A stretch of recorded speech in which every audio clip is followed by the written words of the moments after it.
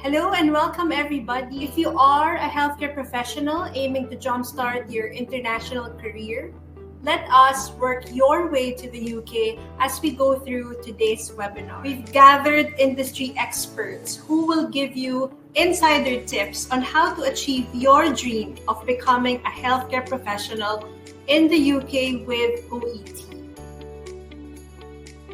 OET is uniquely tailored for healthcare, unlike general or academic English tests. So if you are a healthcare professional, you should not think of any other tests because OET is the only one specifically tailored for you. And OET mirrors the language that you'll use every day in healthcare settings. So it means that the language you'll be using in the hospital is basically the question that you will be able to see in the questionnaires of OET as well. OET also provides a valid and fair assessment of all 4 language skills: speaking, listening, reading, and writing. And of course, it's accepted by regulators and healthcare organizations worldwide. The skills that you've learned as you prepare for OET will not go to waste, because for writing, for example, you will learn how to write a referral letter. And that's something that you will be using when you are already in the UK. You will write a referral letter. As nurses, you deal with patients, right? And we are very known for being very empathic. We're very known for being very passionate to our patients. And sometimes we are unable to show that empathy, to show that emotion if there is a language barrier. With OET, we are going to help you build that confidence. And we've designed our test to mirror the language that you'll use in your career, so you are ensured that you are well equipped to communicate very confidently and effectively with patients, colleagues, and healthcare teams. We have test venues in Baguio, Pampanga, Manila, San Juan, Makati, Quezon City, Laguna, Cavite, and Batangas. In the Visayas region, again, for OET on paper, we have Cebu, Mandaue City, Bohol, Iloilo, and Bacolod.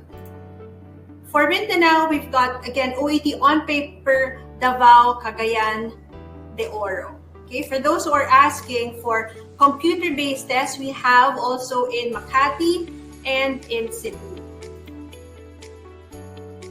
Follow us on OET Philippines.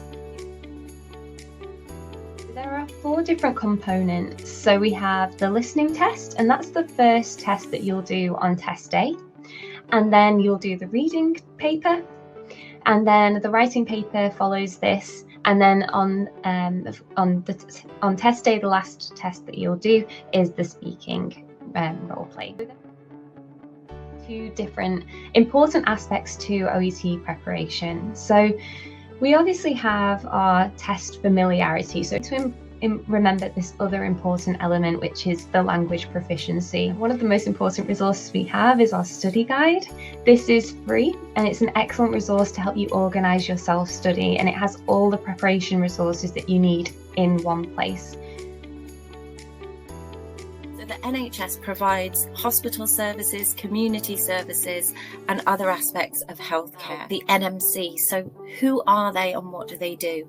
So the NMC stands for the Nursing and Midwifery Council.